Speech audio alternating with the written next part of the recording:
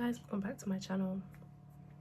Today we're going to talk about autistic people and bullying, and like just made small advice on how to manage it, because autistic people were more prone to bullying, especially social media harassment in school, at the workplace. There's a lot of issues in the workplace with autistic people, them being misunderstood. You'd think that in the workplace you wouldn't be bullied, but apparently people still bring in primary school, secondary school behavior into the workplace. They haven't grown out of that behavior, as it follows them into adulthood, and they say that we're the ones that are like children. Okay.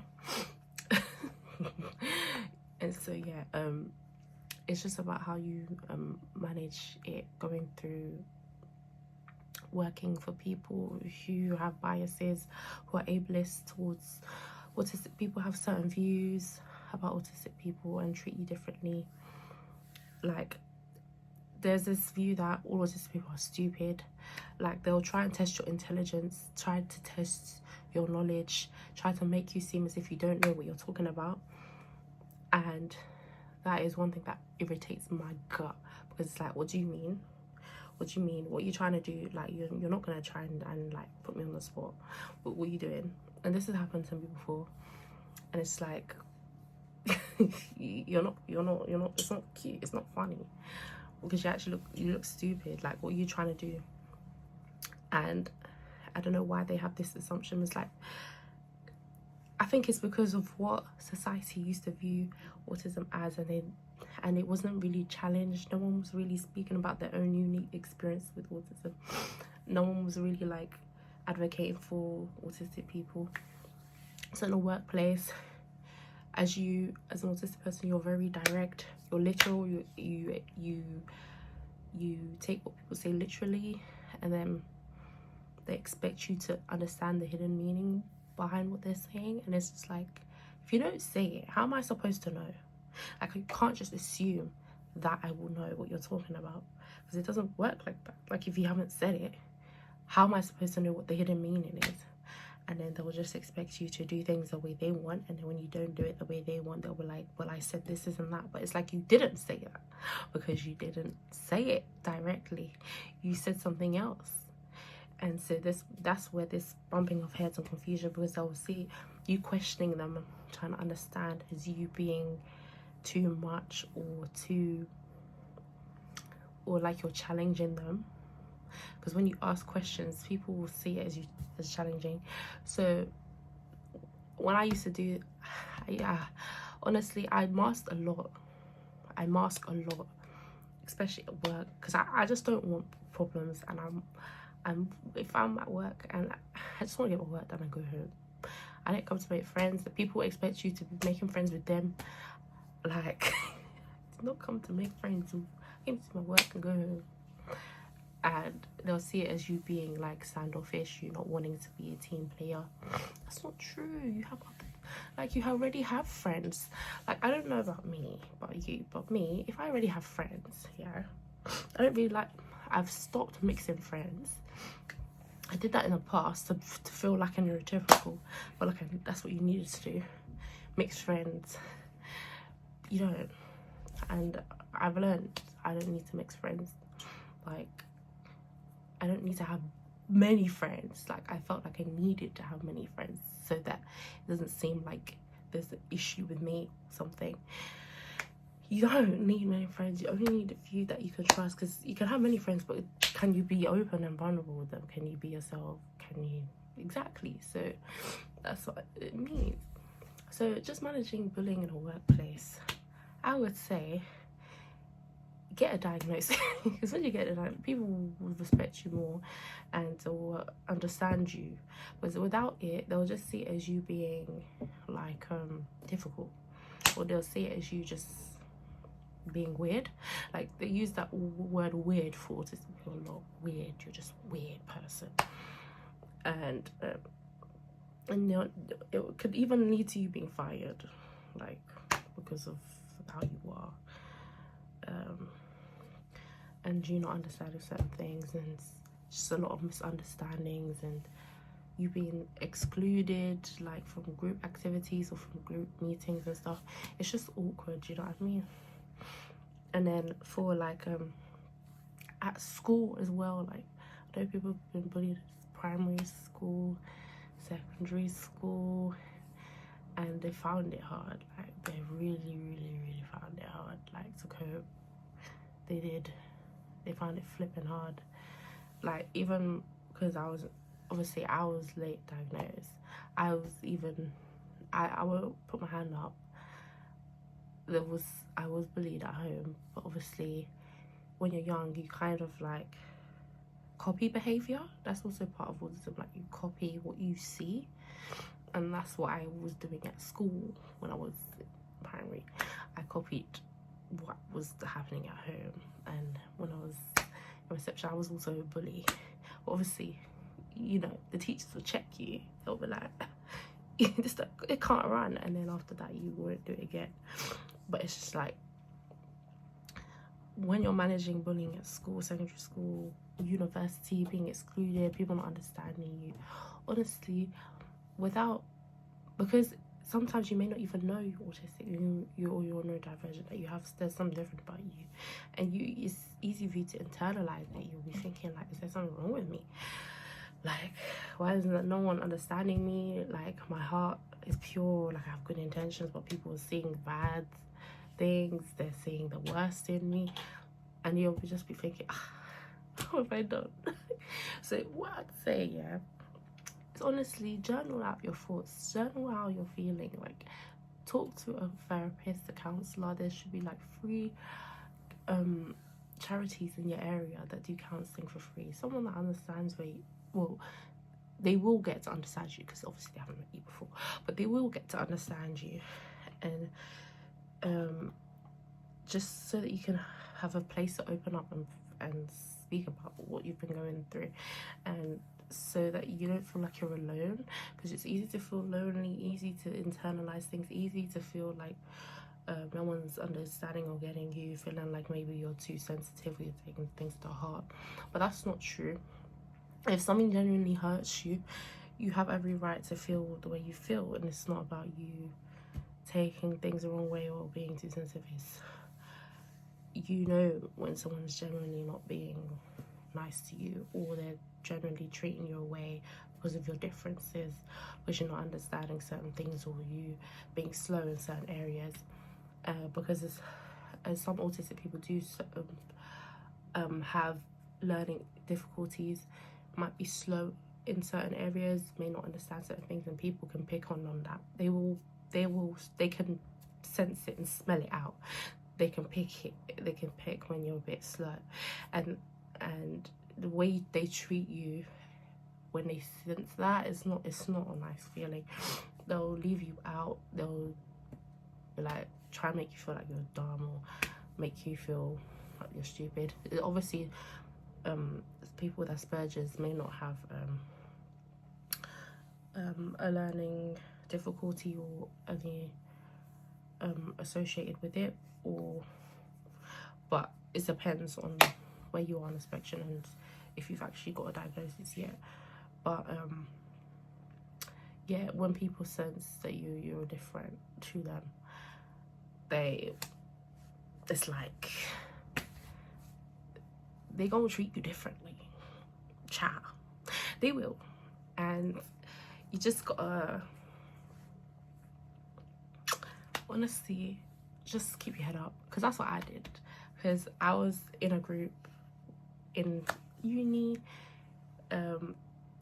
Obviously there was comments, I heard comments behind my back, comments about me and how I was, and obviously it hurt, because I was just thinking like, rah, I thought these people were my friends, and this is how they think of me, rah. And it's just like, even if you notice certain things, it could be that this person may have a disability, or they might be on the spectrum, so it's not actually like their fault kind of thing. So it's actually sad when someone makes you feel like there's something wrong with you based on something that you can't control, and it's just like, it's like you shaming someone because they're white or black.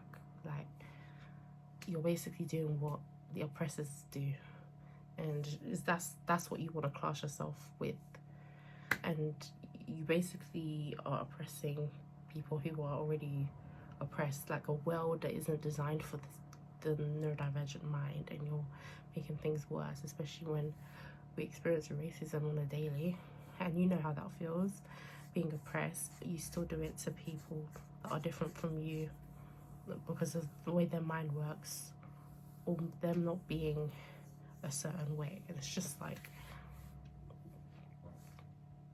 okay. So yeah, obviously, I was just summarize everything, managing experiencing bullying or being excluded from friend groups and stuff like that. I would say, obviously, keep your head up. You know who you are, stand in your truth. Yeah, you may be different. Good. He wants to be like everyone else. Because me, I don't.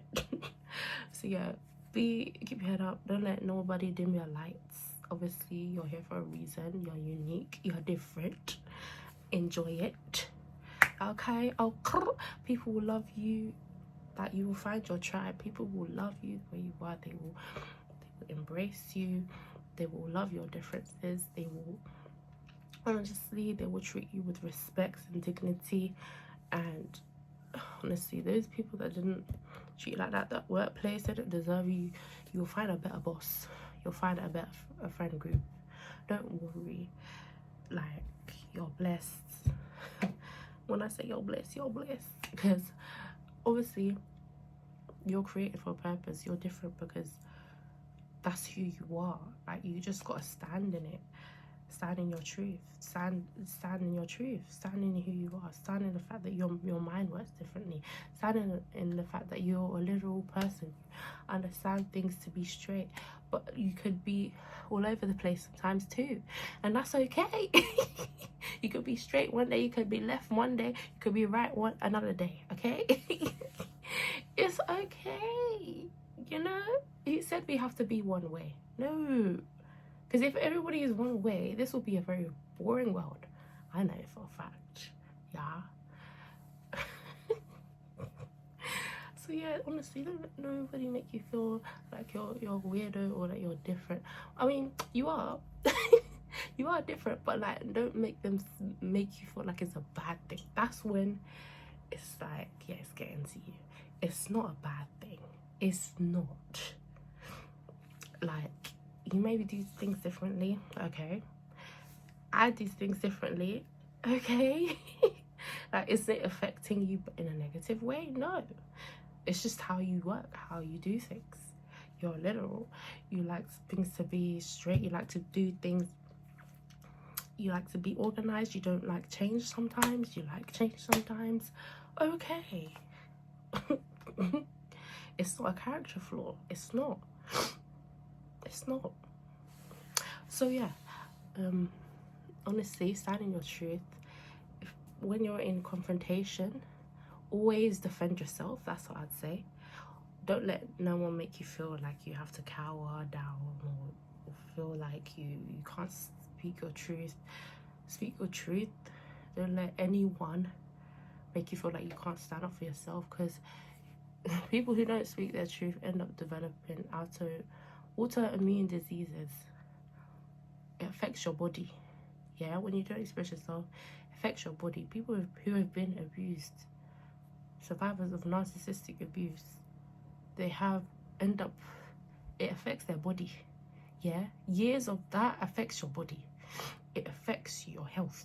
So it's important that you speak. You have to speak. If you don't, it'll affect you. Being assertive, standing your ground, not letting anyone tell you what is right or what is wrong, or tell you about yourself. How dare they tell you about yourself? Are they in your mind? No. Just set that boundary that you can't tell me about me. Okay? Because I know me. The fuck? That's it. So yeah. Yeah. enjoy being you. Autistic girls, enjoy, you know, living in your truth. Don't let anyone dim your lights. Be proud. Be happy. Join an autistic society. There's so many autistic societies out there, especially charities as well. There's befriending organizations for people who are autistic, because autistic people experience loneliness. I did at a period of time.